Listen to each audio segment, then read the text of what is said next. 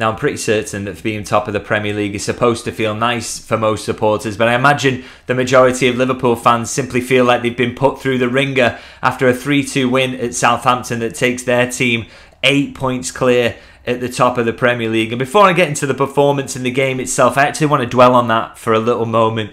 Liverpool are 8 points clear in late November and looking like massive title favourites already. And as I say, and I've said so many times, there's been a change of manager, some big changes behind the scenes at Liverpool. I think this is a lot more than a lot of us were expecting at this point of the season, and so really Liverpool fans need to relish that. And the fact is that all today was about really was making sure that Liverpool did that. They went into this game and it just seemed like a huge opportunity, didn't it? Obviously Manchester City dropping points again in being thrashed by Tottenham Hotspur, and although Arsenal did win this weekend, they are still a long way back. So for Liverpool, a trip to the team that's rock bottom of the Premier League and they themselves are top, it just looked like such a chance to really put their foot down and extend their advantage at the top of the league. And the fact is, there are downsides to this performance I'm going to touch on in a second, but they took that opportunity. They did it. They got themselves over the line. And I saw so many tweets yesterday that, you know, by hook or crook, Liverpool just have to get over the line. It doesn't matter about the performance tomorrow.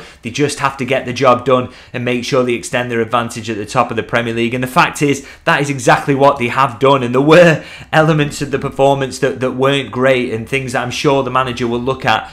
But I also think there were also a lot of mitigating circumstances here for Liverpool. I mean, for starters, they gave away the first half again, which is something I think they need to improve on. It was basically a pretty even first half, and the fact that they go in actually level in terms of score is probably down to, you know, one of those penalties that can kind of go either way. That is my take on it. I understand why it wasn't overturned, because I don't think conclusively you can say that foul is absolutely outside the box, particularly as, you know, continuing into the box is part of a foul as well. So for me, that's one where VAR, it's a tough one. You've got to go with the on-field decision. But again, as I say, one of those coin flip ones that goes against Liverpool. As I say, gave away the first half as well, pretty much. But there are other things as well. I thought the conditions down at Southampton were really, really difficult. That wind and rain can really be a leveller at times, and it was horrible stormy weather that made it a little bit difficult for those aerial balls, and when the ball's going in behind you long as well. And we could see Liverpool's centre-halves struggling to deal with that at times. I thought Southampton, you have to credit them, came up with a really good plan going to that back three. That really caught Liverpool by surprise and took them a long time to kind of work out how to combat that. And I'd say the international break as well, that is another factor that's massive here for Liverpool. We've seen they've just not looked themselves quite after the last few international breaks. Players jetting off all around the world, a bit of disruption to the training schedule. Obviously, the managers had to make changes today in dropping two of the South Americans. Couldn't drop the third in Nunez because obviously the alternative was Jota, who's injured. So he's had to make changes there. He's also dealing with quite a few injuries, not just Jota, but Alisson Becker not there, Chiesa, Trent Alexander-Arnold as well. So all these mitigating circumstances and things kind of going against Liverpool. And as I say, they did what everybody demanded of them, which is to get the job done. And I don't think as well that there will be too much focus from Arne Slot on the fact that Liverpool weren't perfect in this game, or were far from perfect for large parts of it. Because at the end of the day, I think you would be concerned if Liverpool were playing poorly every week and getting away with it. But the fact is, Liverpool, and the underlying numbers absolutely show this, have deserved to win every game that they've won so far this season. The performances have been good enough and backed that up, that even in the tight ones, they've been the dominant side and have deserved to win. And so when you get a rare poor performance, which I think for maybe 60 minutes of this, that's what it was, you know, it's all about coming out on top and finding a way to win. And we always say that is the sign of champions. And, you know, maybe I fell into the trap last season of maybe saying that too many times. And Liverpool, you know, the performances, they were getting away with it a little bit. The fact is, for me, this is a very, very rare poor performance so far this season, or poor 60 minutes. And Liverpool, yes, they have got away with it, but they absolutely deserve to in the end because they upped it so much. So I just think, you know, as I say, if you're going to play poorly in some games, and it is going to happen to you, you've just got to get through them by winning. And that is absolutely what Liverpool did. And I think they deserve huge credit for that.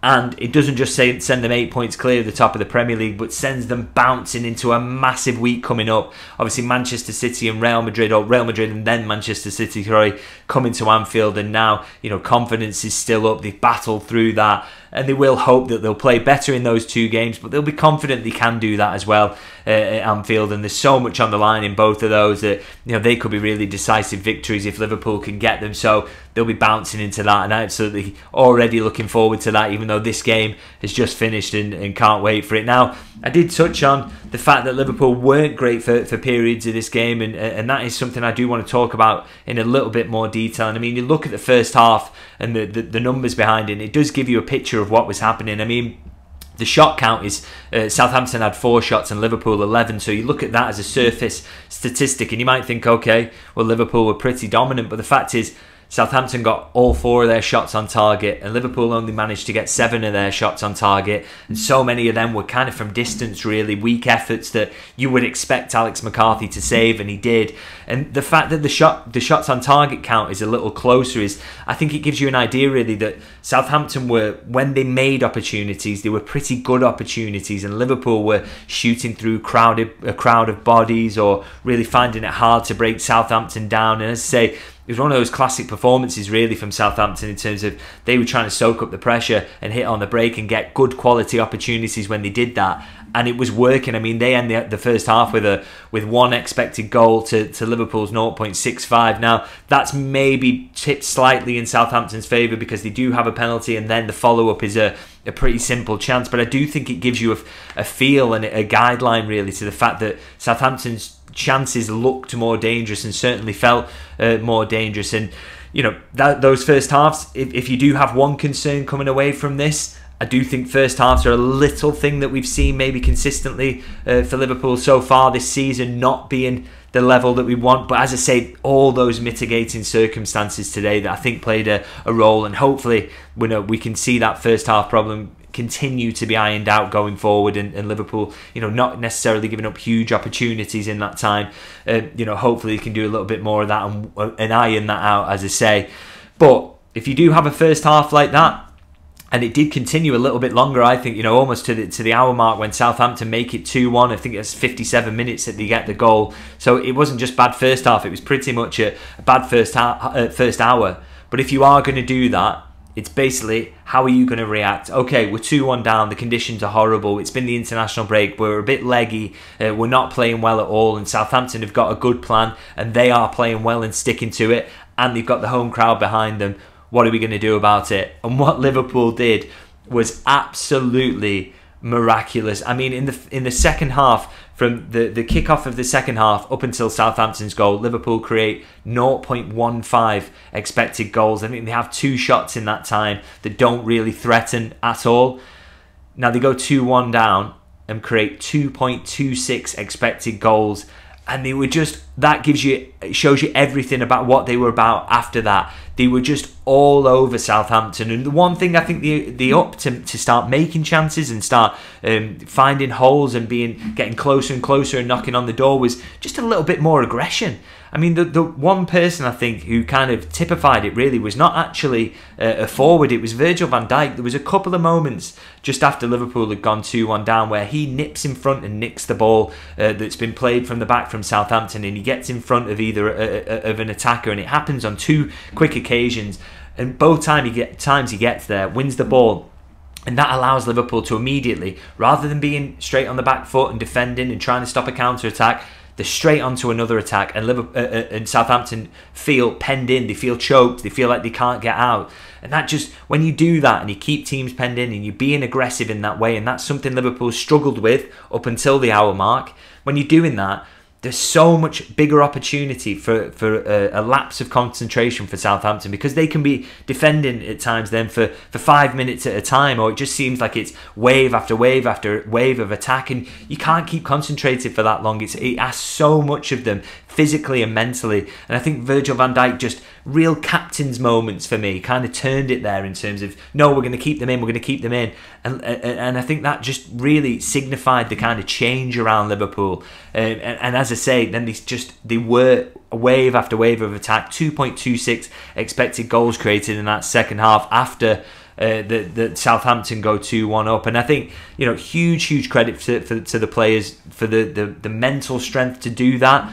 I think also to Slot for clearly telling them, you need to be more aggressive here. We need to start winning more battles. We need to get in front and try and pen them in more. You know, the way he can get the players on board with that so early into his managerial career at Liverpool is pretty startling, really. He's got such strong buy-in, but also the players for being able to do it, I think, is massive. And, you know, just to kind of round up this point, really, about the response that Liverpool showed after going 2-1 down, you might come away from it and think, okay, well, maybe if you're another title rival, you might have been watching that game and think, oh, well, okay, Liverpool won, but they showed weaknesses. But put yourself in the shoes of an Arsenal or Manchester City fan who watched that game and was hoping for Liverpool to lose. There's no way your takeaway would be, oh, well, they showed weaknesses. It would be, they showed weaknesses, but they absolutely battered them after going 2-1 down and came away with the win in a game where they didn't play particularly well for an hour, and that is very unlikely to repeat, isn't it? So I think you would be absolutely deflated and gutted that Liverpool have done that. And so that is the power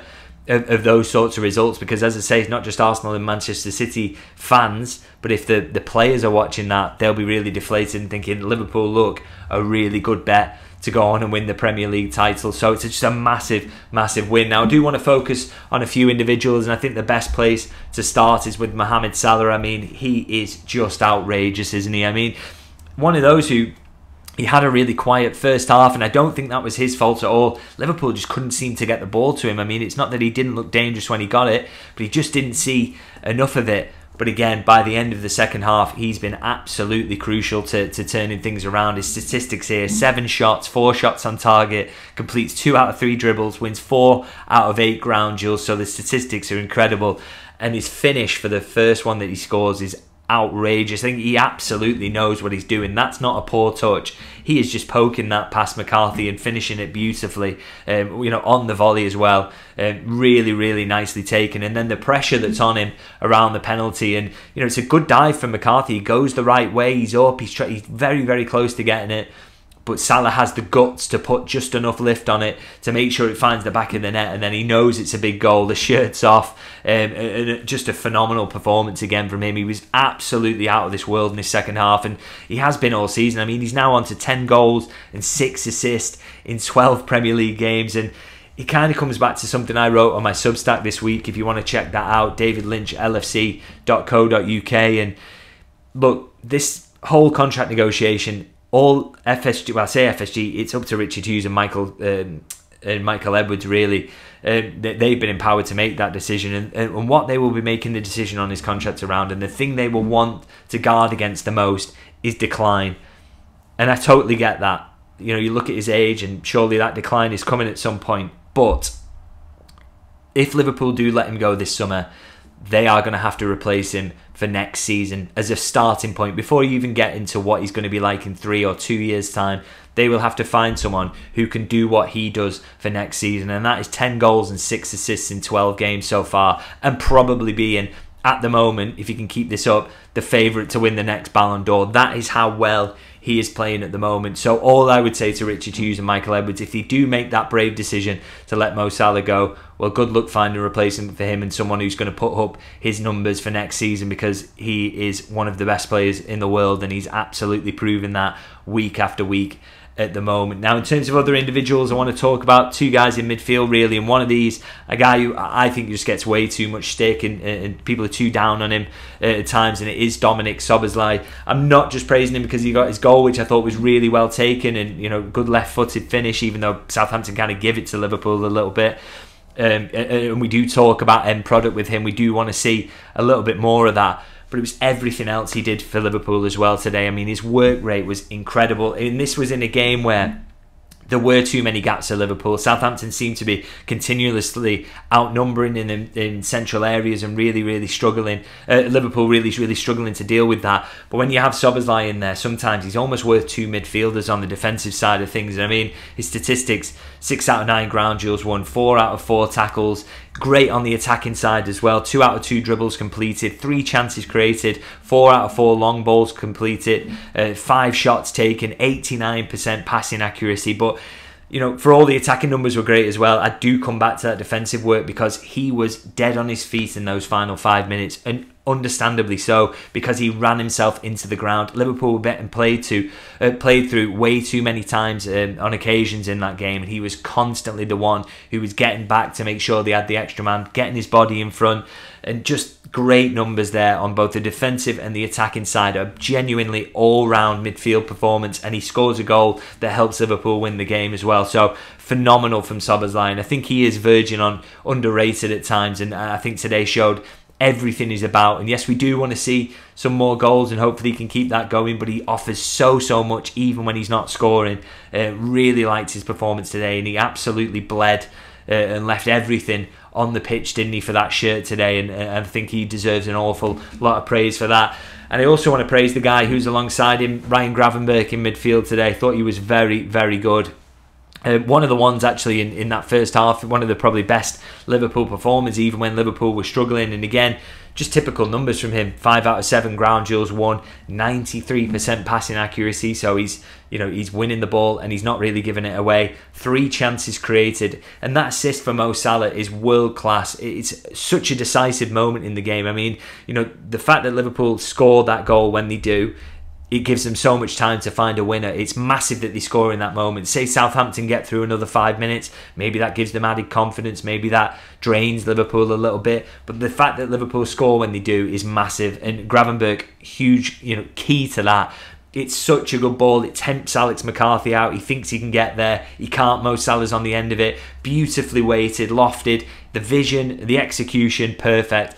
Brilliant performance again from Ryan Gravenberch, but I'm saying that every week at the moment. He is, he's just playing out of his skin, isn't he? And a real pleasure to see his emergence this season. So, going to wrap it up there, really. And I think, look, the summary of this is, yes, not the best performance from Liverpool today, but ultimately, who cares? They are 8 points clear in the Premier League title race. They're massive favourites, and they're now bouncing into a huge week at Anfield, where they face Real Madrid and then Manchester City. So please, if you did enjoy this video, do like, but make sure you subscribe as well if you don't subscribe, because I will be at Anfield for this double header, do my match review from there, and honestly, I really can't wait for this. This is, I know supporters will be looking forward to it, but as a journalist, getting to be in that ground for games like this is what we do it for, and I love every time I get to go to Anfield, but these big ones feel extra special, and I can't wait for it. Absolutely massive games to come. So I will leave it there. As I say, do like and subscribe. Let me know what you thought in the comments, and I'll see you guys